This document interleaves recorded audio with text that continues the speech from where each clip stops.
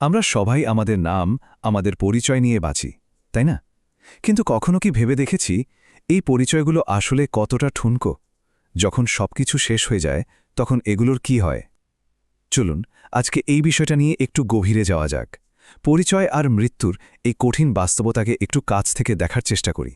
তো প্রশ্নটা কিন্তু খুবই সহজ, আবার খুবই কঠিন। এই যে এত কিছু, এত নাম, যশ, ক্ষমতা, পরিচয়, জীবনের এই বিশাল আয়োজনটা যখন হঠাৎ করে থেমে যায়, তখন আসলে কি বাকি থাকে, কি থেকে যায়? এই একটা প্রশ্নই কিন্তু আমাদের চিন্তার জগৎটাকে একদম নাড়িয়ে দেওয়ার জন্য যথেষ্ট। আচ্ছা, তাহলে শুরু করা যাক জীবন দিয়ে। জীবনে আমরা ঠিক কোন জিনিসগুলো নিয়ে গর্ব করি বলুন তো? আমাদের পরিচয়টা আসলে কিসের উপর দাঁড়িয়ে থাকে? এই ব্যাপারগুলো যদি একটু পরিষ্কার হয়, তাহলে মৃত্যুর পর কি হয় সেই কঠিন বাস্তবতাটাও বোঝাটা অনেক সহজ হয়ে যাবে। এই দেখুন, নাম, পদবি, টাকা পয়সা, ক্ষমতা, একটা শক্ত পরিচয়, এগুলোই তো, তাই না?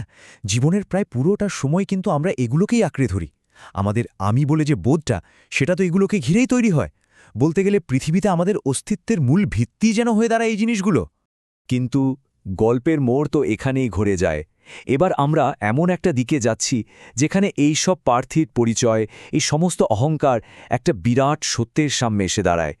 এমন এক সত্য যা ধনী গরিব, রাজা প্রজা সবাইকে এক কাতারে নিয়ে আসে। আর সেই সত্যতা হল মৃত্যু। মৃত্যু আসলেই এমন একটা জিনিস যা সবকিছু, একদম সবকিছু বদলে দেয়। জীবনের এত অর্জন, এত নামডাক, এত পরিচয়, ভাবুন তো, এক মুহূর্তে সবকিছু কেমন অর্থহীন হয়ে পড়ে। ঠিক এই জায়গাতেই আমাদের চেনা জীবনের গল্পটা শেষ হয়ে এক সম্পূর্ণ নতুন কঠিন বাস্তবতার শুরু হয়। ব্যাপারটা একবার কল্পনা করুন, বেঁচে থাকতে আমাদের কত পরিচয়, তাই না? কারো নাম ধরে ডাকা হয়, কারো পদবি দিয়ে, কারো বা সামাজিক অবস্থান দিয়ে। কিন্তু মৃত্যুর পর তখন এই সব কিছুর ওপরে উঠে আসে শুধু একটাই পরিচয়: লাশ। জীবনের এত জাঁকজমক আর মৃত্যুর এই একটা মাত্র শব্দ, এর মধ্যে যে কি বিশাল পার্থক্য, ভাবলে অবাক হতে হয়। আর এই পরিবর্তনটা যে কি ভীষণ আকস্মিক! যে মুহূর্তে শ্বাসটা বন্ধ হয়ে গেল, ঠিক সেই মুহূর্তেই আমাদের এতদিনের শখের, এত প্রিয় নামটা হারিয়ে গেল।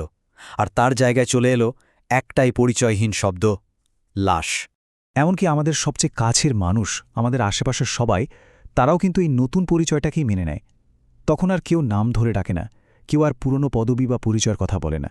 সবার মুখে তখন একটাই কথা ফেরে: লাশটা নিয়ে আসো।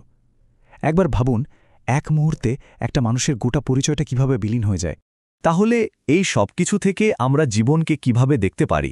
মানে পৃথিবীতে আমাদের এই ক্ষণিকের আসা যাওয়ার আসল মানেটা কি? এই ব্যাপারটা নিয়ে ভাবলে হয়তো জীবনের অনেক জটিল সমীকরণই সহজ হয়ে যেতে পারে। এই বিষয়ে একটা অসাধারণ উপমা আছে জানেন? বলা হয় আমরা সবাই এ পৃথিবীতে আসলে একজন অতিথির মতো এসেছি অল্প কিছুদিনের জন্য, একটা নির্দিষ্ট সময়ের জন্য। অতিথি যেমন একটা সময় পরে নিজের ঘরে ফিরে যায়, আমাদেরও তো একদিন ফিরে যেতে হবে। শুধু এই একটা চিন্তা, এই একটা ভাবনাই কিন্তু আমাদের সমস্ত অহংকার, সমস্ত গর্বকে একটা ভিন্ন চোখে দেখতে শেখায়। তো এই যদি হয় চরম বাস্তবতা, তাহলে আমাদের করণীয়টা কি?